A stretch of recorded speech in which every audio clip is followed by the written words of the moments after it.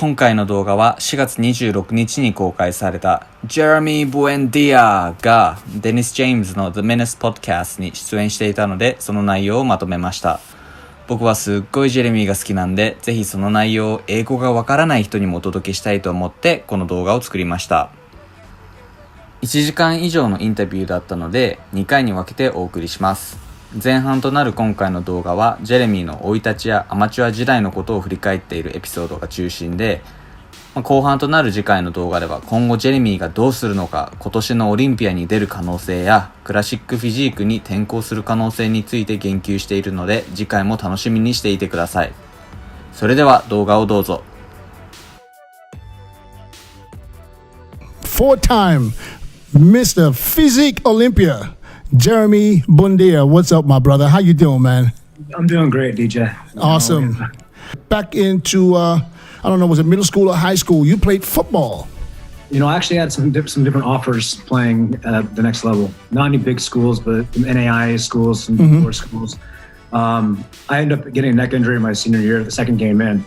I ended up playing the whole season because I was getting looked at by colleges. We went and got an MRI and got my neck checked, my everything done. I had herniations in my C4 and C6, and I wasn't practicing the whole year, just playing games. I was getting shot up with cortisone before the games to numb me up. Oh, really? Right. But I got really good grades, and I ended up getting some scholarships academically too. And then it went on into making the decision if I was going to get neck surgery to fix the herniated disc in my neck from that injury earlier on in the season and play the next level, or to call it quits with my career and go to UC Davis and study. And up until recently, they've actually been bothering me a lot. And I actually have an MRI coming up here on Saturday just to get it checked because I've been dealing with some numbness in my left side. And then I had shingles last month that's affecting the same disc, C5. Oh, C6. Okay. So we just want to get it checked out, make sure there's nothing going on in there that's maybe progressively gotten worse.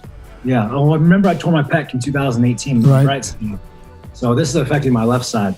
Right now, yeah, I haven't worked out in 5 weeks because of the shingles. Shingles is one of the most miserable, most painful things I've been through. Really? It lays dormant after chicken pox, it lays dormant in your nerves. So stress can bring it on, old age can bring it on. I guess I was really stressed out and not having a baby. Well, of course you were stressed. Yeah. Which is I ended up having shingles, and I broke out with a fever. Nerve pain was the worst thing. Like my whole arm would go numb, tingling feeling. And when you don't have like that strength or control over your hand, it's like it kind of trips you out. Yeah. So I was actually gonna try getting in the gym today. I'm feeling a lot better. I got some therapy yesterday, and I'm gonna try and get in lifting today. After you basically said, no, I'm not going to do the surgery, let me just stop playing football. And then when did you get into bodybuilding? When did you start training?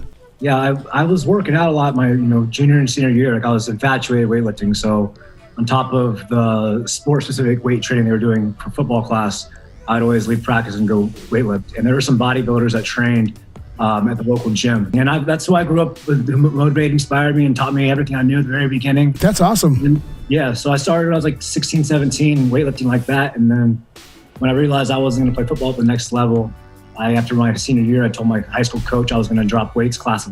And then I prepped for my first bodybuilding show through graduation my senior year. I didn't do any of the senior activities. And I did my first show 2 weeks after I graduated. Yeah, I was 17. I did the INBA organizations, and then I didn't do my first NPC show till I was 19. You started competing in the NPC at 19. When did you turn pro? Turned pro at 22.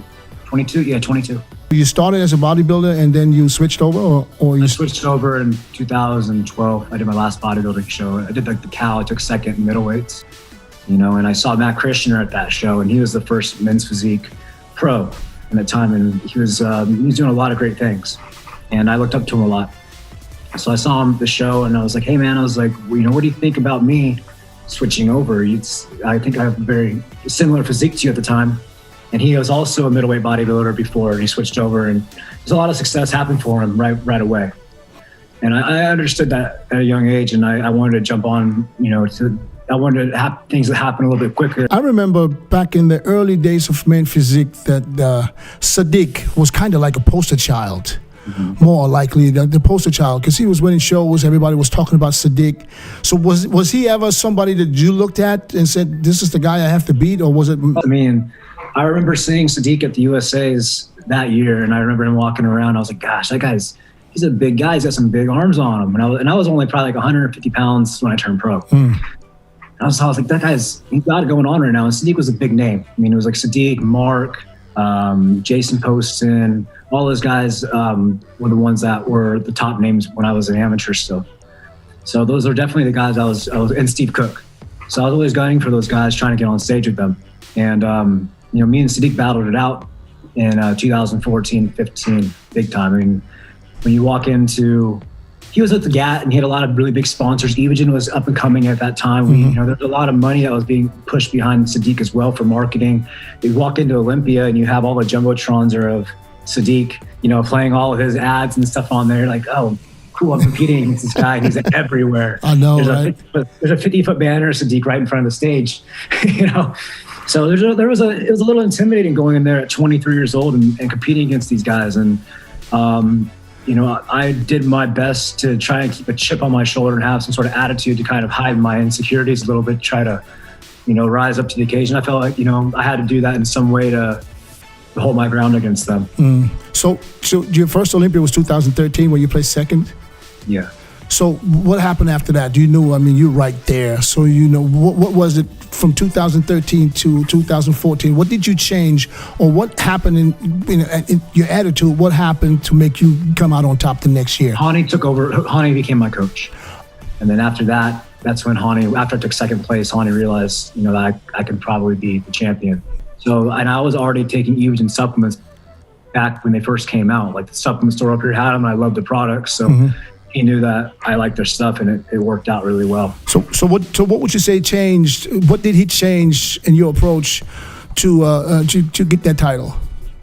He helped me out a lot with just the accountability, understanding what the proper way of getting through an actual professional prep, and not just messing around and doing things, not the proper way.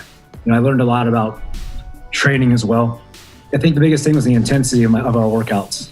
I learned how to tap into a different intensity level when I trained. And not only that, but I was sitting around a table with guys like Jay Cutler and Phil Heath. It was really motivating for me to be sitting at a table with those guys early on. I felt like I had some shoes to fill, and I felt like I was already sitting at the table with these guys that had all these titles. I felt it was destined for me to have it. So I just wanted to work hard to get there. And when I was with Hani, I worked my ass off. I felt like I had a lot to prove, especially when I'm sitting around a table like that. I had to work really hard all the time, and I always felt like I had something to prove. You gravitate to who you associate with. You become who you associate with. And a lot of those things, hanging around with those guys, I learned a lot, about what it takes to be a champion. A lot of those things, I carry on into everyday life now. So I'm appreciative for the relationships I did have with those guys when I had them. Did you see yourself winning the title 4 times? Did you see that happening? I see myself winning it 5 times. That's why I got the tallies on my neck. Okay. I started tallying up because I wanted 5. Now you're on top of the world. Now, what is the difference between winning the Olympia or chasing the Olympia? What changed in your mentality? And because now everybody's chasing you because you're the top number 1. How much harder is it to repeat? I thrive with the pressure. That's the thing. I love being on top. I love being the champ, and I'm at my best when I'm on top. And it's been a battle the last few years of trying to get back to where I was, because I don't know. For me, when I'm on top, it was easier for me to hold my title. I never lost. I never had to really fight for it. I had it from the get-go. From 2014, I was climbing up. I was hungry for it, but I felt like it was mine already. I knew I was so confident I was going to be the champion at one point in time that I feel like I don't know how to explain it, Dennis. I really don't. I feel you. I feel you because I have never won the Olympia.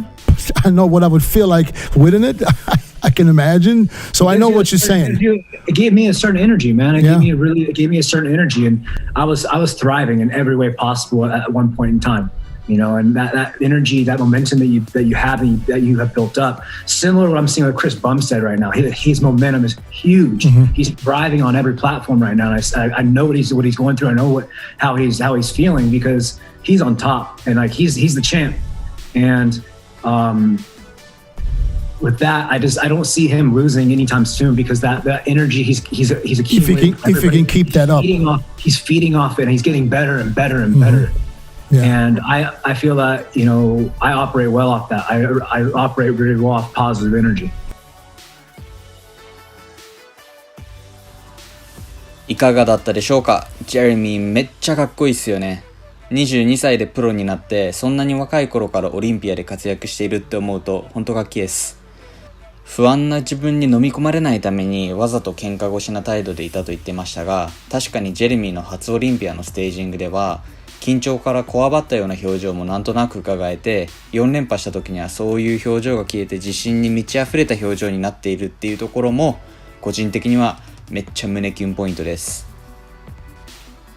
次回はそんなジェレミーがステージに復帰する予定やクラシックフィジークに転向する意思についての動画になるので、気になる方はぜひ見てください。それではご視聴ありがとうございました。